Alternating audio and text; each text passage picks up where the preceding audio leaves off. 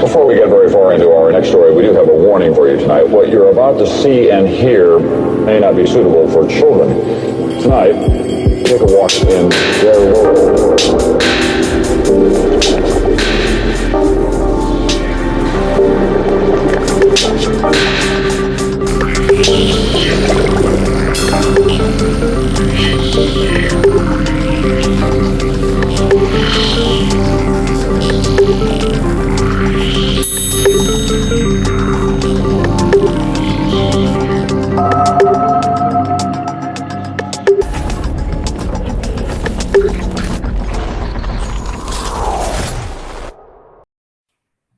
Good morning, everyone, and welcome to Transpicuous News.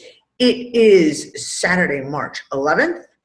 Earlier this week, I put out a Transpicuous News that was primarily focused on science and technology, and I have some more to say on that as well in another report. Today, we're going to look at some of the other bullshit going on in the world, the latest and the greatest of asinineness and transparency. Because we keep asking for it, and they just keep giving it to us in bucket loads. I'm going to apologize in advance if you're hearing noise in the background. Unfortunately, the building I'm in is under construction. I really was hoping they'd shut the fuck up, because it is a Saturday morning, but apparently no. So you're just going to have to, I don't know, make your earphones louder so you can hear me over the sound of the fucking jackhammers. So, earlier this week, US Congress passes the National Aeronautics and Space Administration Transition Authorization Act of 2017. Try saying that in one breath. Interesting little bits and pieces. Now, I haven't had a chance to scope through this entire document yet, but there are some interesting things that get said.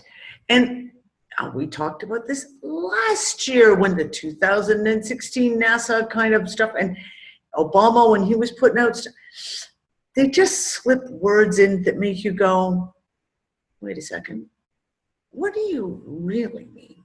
So, okay, fuck off, fly, seriously? First fly is spring, guess what? It's gonna land on my fucking head. So, interesting stuff in this. Check it out. I'll put the link to the actual bill itself, and you can go from just doing the summary to going right into reading all 147 pages of it. And you can also follow the link to, because this is an amendment, right? So to what the original act was. Also interesting. Now, a couple of the things that come up in this, okay?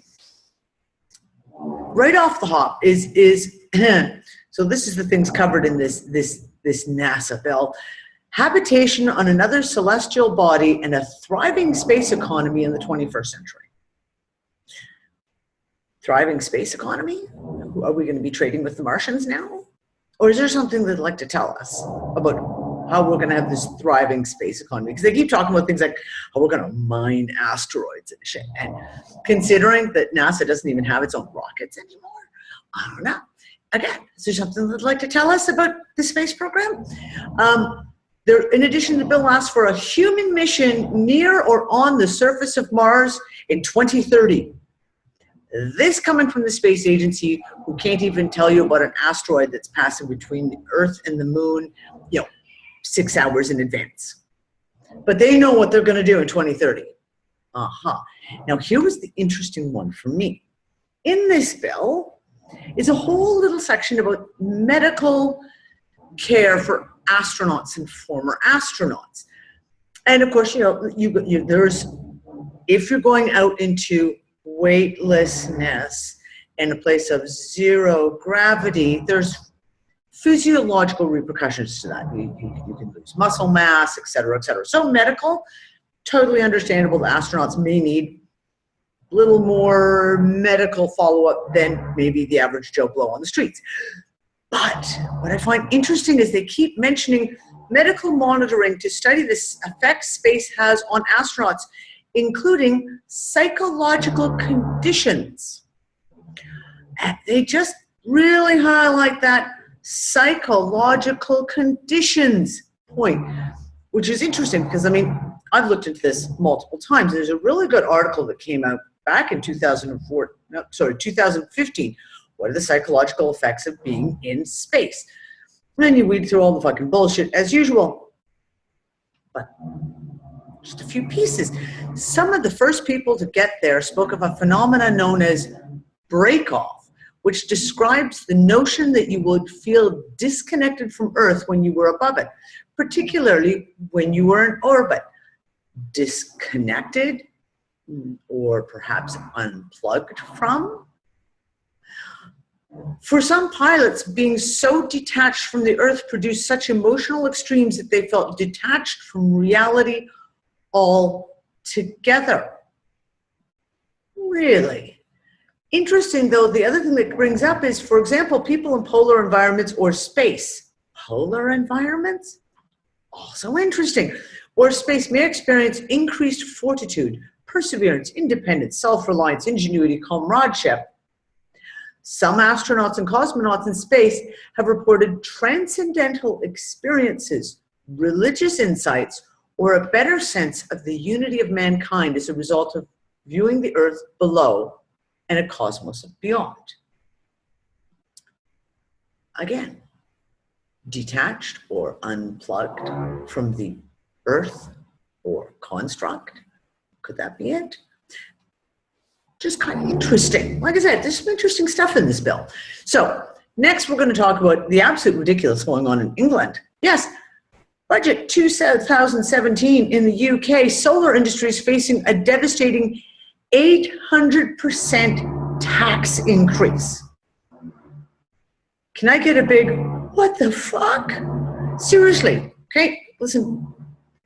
The Solar Trade Association described the government's refusal to bend over this increase, due to come into force on April, as nonsensical and absurd. Bizarrely, state schools with solar panels will be forced to pay, while private schools will remain exempt. Really, because, you know, that's fair. Now, the guy who's doing all this shit, Mr. Hammond barely mentioned the energy sector in his speech, apart from a promise to help the oil and gas industry maximize exploitation of the remaining reserves in the North Sea. And by maximizing exploitation for the oil and gas industry, what he really means is we're going to tax the fuck out of anyone who's trying to break out of that shackle. Pretty much. You guys in the UK, seriously, get off your asses. You got to do something about this. Like, this is insane. So, moving on, and Antarctica just keeps coming up. Every time we turn around, Antarctica this, Antarctica that. Now China is going to build its own Hubble dark universe telescopes in Antarctica.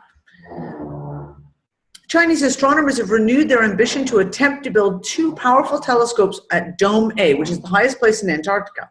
Professor Cui, Deputy Director of the Chinese Center for Antarctic Astronomy. They have a Chinese Center for Antarctic Astronomy? Wow, who'd have thunk? And the 2 major telescopes would greatly assist in the research of black holes, dark energy, as well as the origins of life in the universe. Again, I always gotta wonder why they keep trying to use that as the excuse. We've got these big telescopes because we're looking for the origins of life. How about looking on your own damn planet? Just saying. So yeah, life, the universe, and everything. Apparently it's 42, but you need a telescope to see it. Go figure. Now, of course, the big news this week was Vault 7, WikiLeaks, etc. And I put together a news article, and I just went on a fucking rampage because it was like, are you fucking kidding me? The first bit. Now, WikiLeaks has said this is the first piece they're releasing of information. But as the people went through and started analyzing the pieces that were brought forward by it, as I said, basically nothing that we didn't already know. Nothing. Not a single piece of new information came out in this first leak from WikiLeaks. Now, I will say that when I'm talking about nothing, I'm talking about the fact of, from our perspective, i.e. the awake people, the people who know this shit, nothing new has come out now. There has been some very interesting shit come out because, of course, A, it got mainstream media attention, albeit spin doctored, of course, but it opened up, it went viral on the internet. So a lot of people came in contact with the information. And apparently, it gives an excuse to certain people like China to be like, are you fucking kidding me? I'm going to publicly call you out. Seriously, China urges the US to stop hacking other countries following the Vault 7 release. Now, what I think is funny, though, is when we get through this, great threat to global security. Russia urges US to explain CIA hacking exposed by WikiLeaks. And I love the fact that they present these things like, we didn't know anything about this. No, we had no clue you were doing this, right? But gives them a good excuse to go public, doesn't it? So we'll see where it leads. For me, I'm calling the whole WikiLeaks thing, for the most part, at least for the awakened community, a distraction. And until they release something that I don't know, give me something new, give me something juicy that I haven't heard of before, that I haven't figured out for my own fucking self. Yeah, it's suspect as far as I'm concerned. So moving on though. Going back to China, now this is kind of interesting. I mean, coming from China, hypocritical democracy. The 2016 election was full of lies and farces. Now, I'm going to read this to you because this is kind of interesting. In 2016, money, politics, and power for money deals controlled the presidential election, which is full of lies and farces. There have been no guarantees of political rights, and the election itself, accompanied by large-scale protests, provided full exposure of the hypocritical nature of U.S. democracy. Beijing's paper then went on to criticize the U.S. for continued deterioration in several key aspects of its existent human rights issues. Really? The U.S. has human rights issues? Mentioning the gunshots lingering in people's ears behind the Statue of Liberty, worsening racial discrimination, and the election farce dominated by money politics. These instances have once again saw Washington undermining its human rights myth with its own deeds, the report said. That's kind of the human rights myth. In conclusion, China chastised its geopolitical rival for continuing to trample on human rights in other countries, causing tremendous civilian casualties in countries such as Iraq, Syria, Pakistan, Yemen, and Somalia. I don't know. When China starts yelling at the U.S. for their human rights problems, that's got to say something. Really, it's just got to say something. Now, we're going to talk about the Middle East today, because the play out of shit that's been going on for the last, let's say, 2 weeks especially, really, okay, so Syria just called on the UN yesterday to force Turkey to withdraw their troops. Now, we've talked about this. We've been talking about this for ages. Not just Syria, but Iraq as well has been yelling at the UN for a long time now. Get Turkey fucking out of our country. The Syrian government has reportedly complained to the UN about Turkish troops on its territory and asked the UN Security Council to end Turkish aggression, following a report on an attack on the Syrian army by Turkish forces. Again? Okay, so at the exact same time this is happening, Erdogan is in Moscow having a little meaty poo with Putin. Same day, okay? The presidents of Russia and Turkey held meetings in Moscow on Friday, of course, to discuss the political and the Syrian crisis and politics. And, of course, no mention of the Kurd issue, but we won't even get into that for the moment. There wasn't just Erdogan there. Oh, who else was in Russia? Netanyahu was also in Russia. Exact same day. You want to call that coincidence? Because I don't believe it's a coincidence. This one's cool, though. It's like, really? They really fucking say that? Putin tells Netanyahu to stop dwelling on the past. So apparently, the short form of this, during the meeting with Netanyahu, Netanyahu tried to play the card of, it's Purim, which is the Jewish holiday of Purim, is on this weekend right now. And we're going to touch on that in a moment too. But Netanyahu said Persia made an attempt to destroy the Jewish people that did not succeed 2,500 years ago, which is an event that's commemorated during Purim. He said, today there's an attempt by Persia's heir, Iran, to destroy the state of the Jews. And basically Putin was just like, hey, that was in the 5th century BC? Seriously? Just shut the fuck up. Seriously. Seriously. Okay, so let's just look at Purim. And I am not going to even get into a lot of the other shit that goes in the background of Purim, because there is a lot of nastiness involved in this holiday. But the premise of it is, it's in the book of Esther in the Bible. So there you go, all based on a fucking mythological Bible story. But anyways, I digress. Shh, shut up. Okay. Purim basically comes down to, there was a queen who was Jewish, and her uncle was also Jewish, obviously, and the king didn't know that she was Jewish, and some guy next to the king decided he was going to go after the Jews and was planning to wipe out the Jews. And then they came public, and the king said, well, I can't change it, but what I'll do is I'll let you guys make a new directive, right? So the new directive is, hold on, give me a second, because I got to read this piece to you. This is like, seriously. So the previous decree against the Jewish people cannot be annulled. So the king allowed Mordecai and Esther to write another decree as they wished. They decreed the Jewish people may be preemptively kill those who were thought to pose a lethal risk.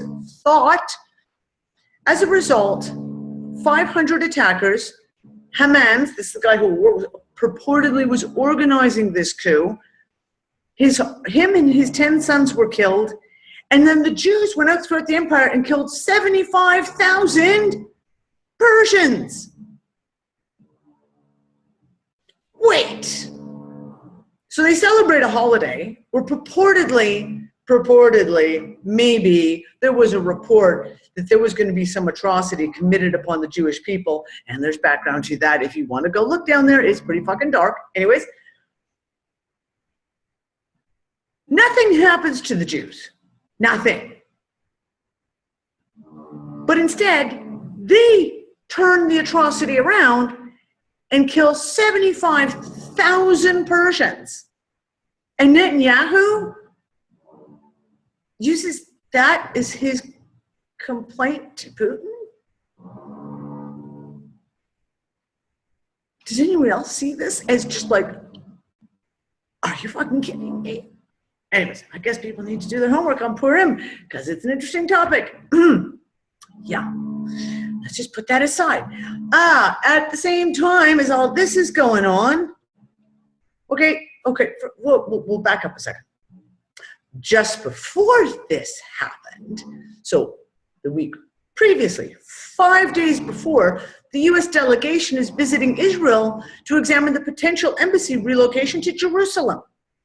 Now, there's a lot of people who don't fundamentally get this concept. When I saw this, my head went, oh, you've got to be fucking kidding me. So, pre-election, Trump was all best buddies with Netanyahu, promised Netanyahu that he would fully support Israel claiming Jerusalem as their capital city. Okay, it's not allowed. We've touched on this before. It ain't fucking allowed. It's not a Jewish city. No, sorry, okay? So now the US is sending a delegation because they're gonna move the US embassy from Tel Aviv, where all the embassies are, to Jerusalem, okay? The US team plans to closely examine the issue of transferring the US embassy from Tel Aviv to Jerusalem from both a practical standpoint as well as politically. Okay, on a practical standpoint, there'd be no practicality about it whatsoever because none of the other embassies are there. So embassies usually work together, so it certainly would be very practical to move to another city. From a political standpoint, interesting. Really. Donald Trump pledged to recognize Jerusalem as an undivided capital of Israel if elected president. During his meeting with Netanyahu last month, he told the Israeli prime minister that the U.S. was looking with great care at relocating the embassy to Jerusalem. Now, I just want to point out to a lot of people who are blindly following the Trump bandwagon that yes, there's been a few things that have come through that are pretty fucking cool since Trump has become president. And yet, Trump fully supports the Zionist regime in the Middle East and is actually going to further it. It's not even like fully supports it. He's planning on furthering it by perhaps recognizing Jerusalem as the capital of Israel. And if you don't think that's not going to blow up the Middle East if that happens, I suggest you go check out your prescription. You may want to get a little more drugs into you. Oh shit. But I digress. Again, ready for this? At the same time that we got the meetings with Erdogan and Nedipo with Putin, the U.S. announces that it's deploying 2,500 paratroopers to Kuwait, ready for missions in Iraq and Syria. Okay, now first of all, 2,500 paratroopers? Yeah, no, I don't think so. The U.S. is deploying 2,500 paratroopers from the 82nd Airborne Division to Kuwait, right? But when you get down here, hold on. Sorry, guys, give me a second. Here we go.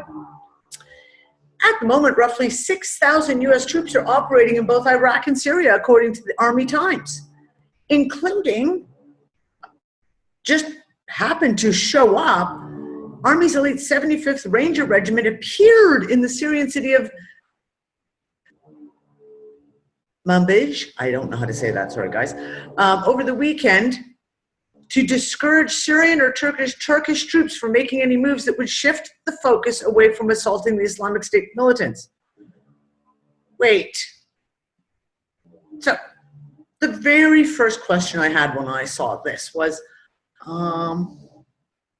does Syria and Iraq know that the U.S. is sending all these troops in? And did they give permission?